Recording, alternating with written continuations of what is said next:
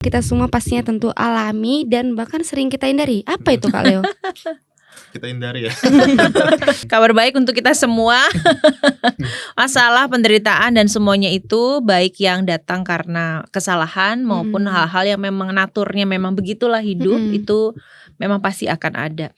Dan itu aku keep sendiri karena memang didikan orang tua aku juga kayak keras, jadinya memaksa aku untuk menjadi independen gitu loh, kuat sendiri. Nah jadinya aku nggak cerita sama mereka. Kayak mau dibully dari jauh. Pasti ada. Secantik ini gitu ya, Leo mau ngomong gitu kan maksudnya. Justru Tadi kan nyebut secantik ini. Justru karena itu ya.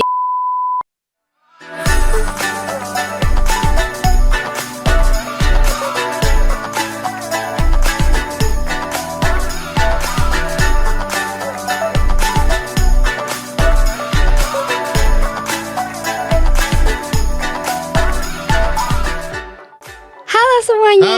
Hai. Kembali lagi dengan kita di Pak Coy Podcast GKI Coyudan. Bersama saya Ipo. Saya Regi Leo.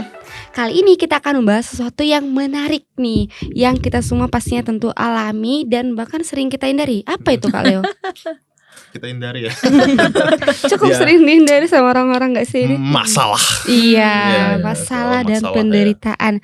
Bagaimana kita menghadapi sebuah kesulitan, bagaimana kita mengatasi rasa sakit ini, dan bagaimana kita bangkit kembali dari keterpurukan ini ya. Mari kita bahas lebih lanjut lagi bersama Cikesya. Hai, halo. Dan juga ada satu pemuda nih, namanya Jocelyn. Halo. Oke, sini kita mau tanya-tanya nih, Cikesya, gimana sih kita mengenai masalah ini ya? Kenapa sih masalah ini harus selalu ada dalam kehidupan kita? Masalah apa sih? Masalah hidup. Masalah hidup ya. Masalah hidup. Emang kok ada masalah apa Ibu? Banyak lah, ada aja kan. Ada aja ya. Ya masalah-masalah dari pekerjaan. Kayak kenapa gak cuma dari pekerjaan aja? Kenapa harus ada lagi yang dari keluarga. Dari teman-teman, bahkan dari kawan-kawanmu, pasangan kita. Sekarang contohnya terbuka gitu. ya pasangan kita. Itu contoh aja. Kamu ada masalah dengan pasanganmu? Jangan. Hubungi kamu. Kalau ada masalah dengan pasangan Anda. Iya, gitulah. Jadi masalah itu ya tadi apa itu pertanyaan tadi? Harus banget ya kita ada masalah ya. Harus gitu banget Kak, kita harus ada masalah. Nah, kenapa kita nggak hidup tuh kayak Tenang aja gitu, bisa nggak? hidup kaya, santai, bahagia, mati masuk surga gitu. Waduh, Kayak gampang Nggak ada yang banget. itu kayaknya bukan di dunia ya. Iya gitu kayak gitu. Iya, jadi ada dua hal sebenarnya yang jadi poin utamanya ya teman-teman. Kenapa masalah, penderitaan, pergumulan atau apapun itu namanya menjadi hal yang mau tidak mau kayaknya bukan harus tapi pasti ya. Jadi kabar baik untuk kita semua. Masalah, penderitaan dan semuanya itu baik yang datang karena kesalahan maupun hal-hal yang memang naturnya memang begitulah hidup, itu memang pasti akan ada. Pertama, kita mesti berada di poin utamanya bahwa kenapa pergumulan, sakit hati, masalah itu ada karena kita ini manusia berdosa.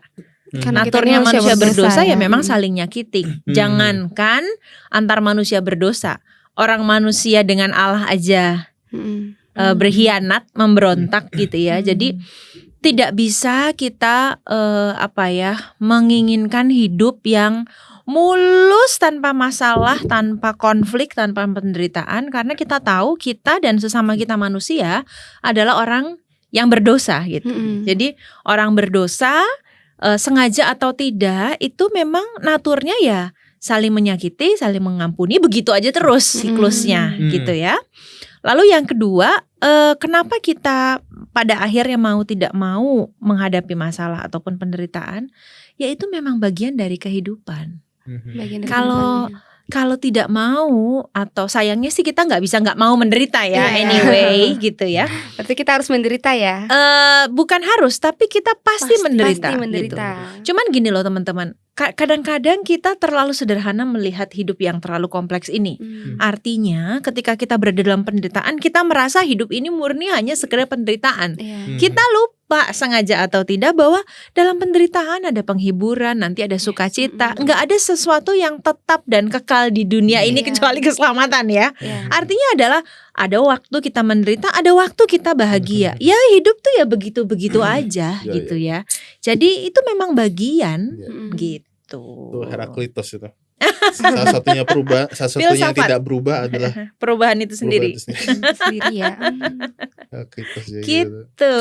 Kau pernah nggak Joy kayak ngerasa hidupku tuh masalah aja semua, masalah nggak ada yang bisa disyukuri misalnya gitu. Pernah sih. Apalagi sebelum aku ke Solo, masalah dibully lah, dikatain ini itu, belum lagi keluarga. Selevel kamu dibully. Iya. Apalagi aku. Ini gimana? Gitu ya, sempat dibully ya gitu. Iya. Dulu emang masalahmu apa nih? Bisa kau boleh tahu ya? Banyak tuh. Yang sampai kamu sampai stuck, kamu tidak bisa melihat bahwa ada hal baik di hidupmu gitu loh. Pembulian itu. Pembuliannya kan kadang bully itu ada dua kan, yang secara fisik dan juga secara omongan verbal gitu kan. Dan itu aku keep sendiri karena memang didikan orang tua aku juga kayak keras, jadinya memaksa aku untuk menjadi independen gitu loh, kuat sendiri. Nah jadinya aku nggak cerita sama mereka, jadinya aku skip sendiri to the point aku ada di titik terendahku sampai ya adalah gitu. Gitu. Saya juga mikir ini apa yang mau dibully dari Joy. Ada secantik ini gitu ya. Leo mau ngomong gitu kan maksudnya. Seperfect gitu. Nah tadi kan cuma secantik ini. Justru karena itu ya. Panasnya hati ya. Oh justru karena itu. Oh berarti ada orang-orang yang ini mungkin ya, iri gitu. Iya mungkin bisa jadi. Kalian tidak bisa Cari-cari celah ya. Jadi maksudnya kamu jadi makin sedih karena kecantikan itu gitu. Iya, kenapa sih aku harus cantik? Iya, ada orang yang kalau dibully masalah itu dia merasa nggak seberuntung. Cantik tuh buat aku nggak membuatku beruntung gitu kan ya? Itu kayak berlaku nggak cuma cantik ya, kayak pintar gitu ya? Iya benar sih. Ya makanya ada orang-orang yang sampai dipuji tuh langsung nggak suka. Iya pantesan ada beberapa orang kita puji itu malah nggak nyaman ya. Enggak kok atau gimana gitu. Jadi Ipo kok suka dipuji? Oh enggak, kue aja ini. Pujian masalah lagi. Butuh validasi selalu loh orang. Oh gitu.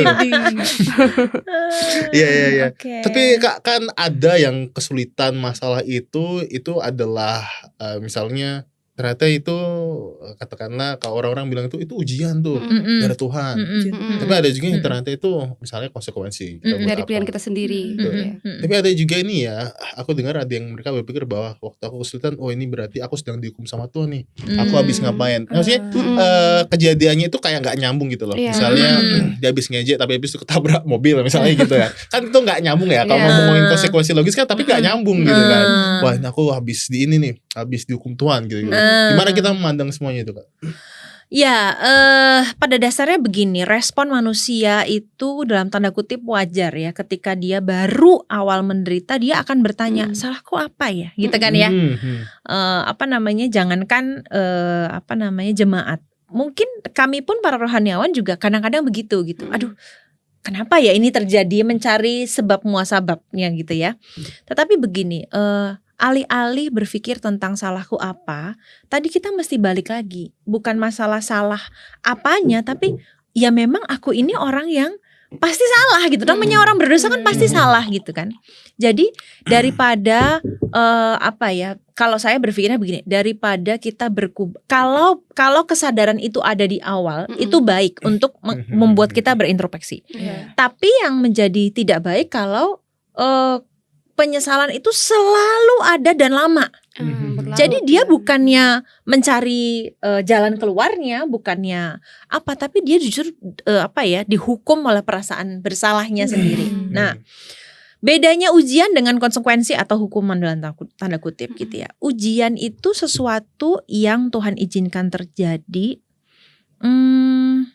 untuk membuat kita justru makin kuat dalam iman. Sebenarnya konsekuensi dan harusnya juga ya saya agak kurang setuju dengan kata hukuman, tapi oke lah anyway pakai kata itu ya, tujuannya sama.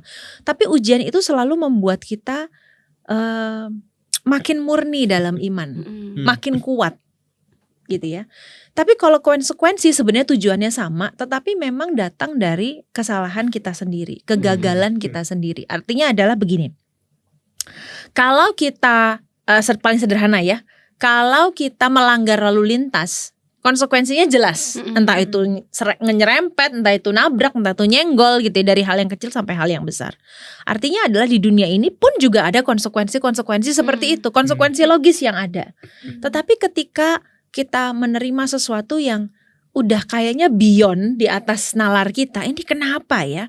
Kita tahu bahwa ini bukan tentang sesuatu yang membuat kita jadi merasa bersalah, tetapi membuat kita bertanya, apa ya kehendak Tuhan atas ini nih? Kalau begini nih, apa yang Tuhan inginkan terjadi dalam penderitaan yang memang Tuhan izinkan terjadi nih, yang kayak begini. Misalnya, sudah menjaga hidup sehat sedemikian rupa, tapi kena penyakit yang gede banget, besar gitu ya. Sudah bekerja, berusaha dengan jujur, rapi, betul-betul, tapi kok kena jebakan begini ya? Ini nih apa gitu ya? Ya gitu, artinya adalah selalu ada konsekuensi atas kesalahan kita dalam tanda kutip. Tetapi ketika sesuatu hadir dan itu membuat kita jadi merasa kayaknya meskipun aku berdosa, tapi di titik ini tuh aku sudah melakukan hal yang bertanggung jawab. Tapi kalau toh ini masih terjadi, ya aku menganggap bahwa ini memang satu pengujian, pemurnian imanku kepada Tuhan gitu. Aku mau sharing ya. Soal tadi yang jadi penguatan iman ya, mengenai masalah.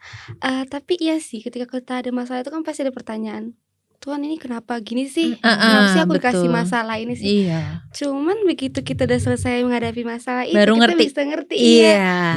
Ada aja kok jalannya Tuhan, aku bisa dibawa ke sini, aku jadi gini. Jadi ketika aku menghadapi masalah yang sama lagi, aku tahu nih responnya gimana. Nah itu positifnya, gimana cara kita meresponnya aja ya. Oke, sorry. Itu kursornya tolong dipindahkan.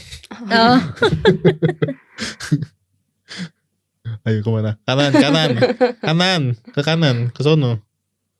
Oke. Thank you. Oke, lanjut nih. Jadi tadi Ipo apa tadi? Kesulitan tadi ya. Tadi kamu mau sharing ya tadi? Iya, tapi udah selesai.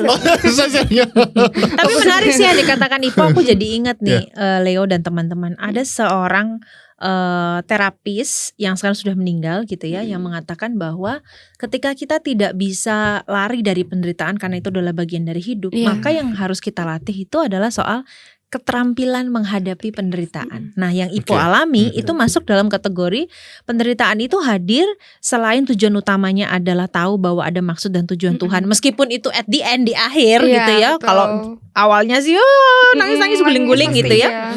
Pada akhirnya Ipo akan makin terampil dalam menghadapi penderitaan kan. Itu juga skill loh teman-teman. Jadi penderitaan itu membawa kita pada, nanti di topik kita agak-agak terakhir ya, untuk terampil menderita, menghadapi ini tuh kita jadi tahu bagaimana menghadapinya gitu. Oke. Nanti ngomongin ada istilah resilience juga ya. Betul, resiliensi. Oke, nanti kita bahas ya. Oke, ada lagi yang tanyain Po? Langsung selesai gitu ya. Gitu ya. Tapi kayak Jocelyn pernah berhadapan, maksudnya mikir kayak gitu ya, Tuhan aku ngapain sih kok sampai kayak gini gitu. Pernah ya. Dan ya puji Tuhan, balik lagi kayak kata si Ibu itu kan, pas Tuhan ada jalan, memberikan jalannya sendiri gitu loh. Ketika aku terpuruk waktu di Tasik dulu, terus dengan pindahnya aku di Solo ikut GKI Coyudan, terus ikut pelayanan, apalagi pas malam Natal kemarin. Itu aku kan sampai ngepost di IG ku tuh ya, dengan caption panjang itu pakai Inggris tuh sebenarnya meringkas permasalahan aku gitu kan. Even pas malam Natal tuh yang lagu Malam Kudus yang itu cuma gelap kan. Itu sebenarnya aku nyanyi dengan keadaan nahan nangis. Udah netes sebenarnya. Karena emang kayak gimana ya, ngeliat gelap, lilin-lilin kayak wow. Aku sekarang gini ya di sini gitu, kayak wah gila, kena intinya gitu sih. Gini tuh artinya berjalan, pada akhirnya aku bisa melalui penderitaan yang kemarin gitu ya, sampai di titik ini.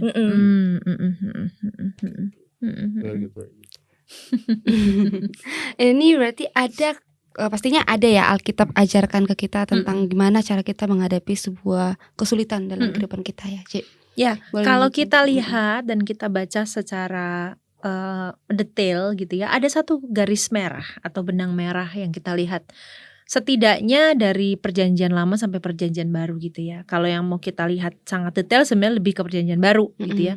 Tentang bagaimana manusia seharusnya menghadapi penderitaan itu. Kenapa aku katakan di perjanjian baru? Karena kehadiran Yesus itu sangat mengubah mindset orang tentang bagaimana mereka menghadapi dan menghayati, memaknai penderitaan itu. Pertama adalah soal dalam penderitaan kita selalu punya pengharapan. Itu selalu. Untukku itu udah harga mati. Artinya adalah sekalipun di awal kita merasa kehilangan harapan dalam pergumulan dan penderitaan kita, orang beriman akan menemukannya kok. Suatu titik nanti akan menemukannya gitu. Itu. Jadi pengharapan memang tidak membuat penderitaan kita jauh lebih ringan untuk dijalani. Pengharapan memang tidak membuat kita imun atau kebal dari penderitaan. Tapi pengharapan membuat kita jadi setiap pagi bangun itu merasa bahwa masih ada hidup nih. Masih ada hidup nih ya. Kalau udah mati ya selesailah sudah. Tapi kalau at least masih ada hidup, berarti aku masih diizinkan untuk menghadapi ini. Gitu ya. Jadi itu pun udah pengharapan gitu ya. Yang kedua, buah dari pengharapan itu pada akhirnya adalah ketabahan. Pengharapan kan sesuatu titik di sana. Ketabahan itu kekuatan untuk menuju ke sana, menuju ke pengharapan itu.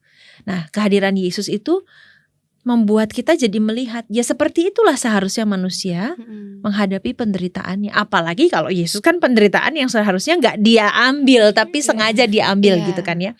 Tapi itu menjadi apa ya, prototipe kita, menjadi apa ya, pattern kita dalam menghadapi penderitaan. Itulah kenapa misalnya Paulus yang menghadapi penderitaan sampai sedemikian rupa ketika dia bertobat, dia sampai bilang segala perkara dapat kutanggung di dalam Dia yang memberikan kekuatan padaku. Dia juga sampai bilang bahwa aku tuh udah 3 kali loh berdoa minta duri dalam daging ini dicabut, penderitaan itu dicabut. Tapi ketika aku berdoa, aku mendengar Tuhan mengatakan udah cukup ya kasih karuniaku. Sebab justru dalam kelemahanmu lah kuasaku menjadi sempurna. Jadi itu menginspirasi, saya rasa menginspirasi semua tokoh Alkitab dan kita semua seharusnya kan dalam menghadapi penderitaan kita selalu di bold ya, di underline, di bold. Ini bukan buat hanya teman-teman, buat aku juga karena kita nggak pernah tahu hidup akan seperti apa. Harus dipegang dulu. Memang sulit di awal tapi aku pasti punya pengharapan. Buktinya apa? Aku masih hidup. At least itu aja dulu. Itu yang nggak bisa di-denial tuh. Kalau kita masih hidup, kita masih punya pengharapan. Mau itu nanti, mau itu 20 tahun lagi, whatsoever, tapi kita masih punya pengharapan. Dan kalau aku masih punya pengharapan, berarti aku akan dikasih kekuatan, ketabahan itu. Ada fase kita gak bisa bersyukur atas masalah kita pasti, itu wajar dan normal. Ada fase kita marah. Banyak orang-orang yang sudah menyerah sampai akhirnya itu mereka memutuskan untuk mengakhiri hidup. Kalau at least kalau misalnya tidak mengakhiri hidup pun mereka berpikir kapan ya aku mati? Tuhan tidak mungkin membawa kita sejauh ini tuh hanya untuk hancur. Itu enggak akan mungkin. Kalau dia menertawakan masalahnya karena dia sudah pulih, maka itu akan jadi bahan tertawaan yang membuat dia selalu berefleksi. Kalau emosi pasti aku salurinya ke musik gitu. Dikeluarkan kan gitu. Disalurinnya ke musik. Di titik tertentu tuh kedewasaan akan menolong kita melihat bahwa ya udahlah. Bukan ya udah sinis ya, tapi ya mena, it is what it is gitu. Ya, it's what it is. Ya, lo tau it is what it is. Itulah pokoknya.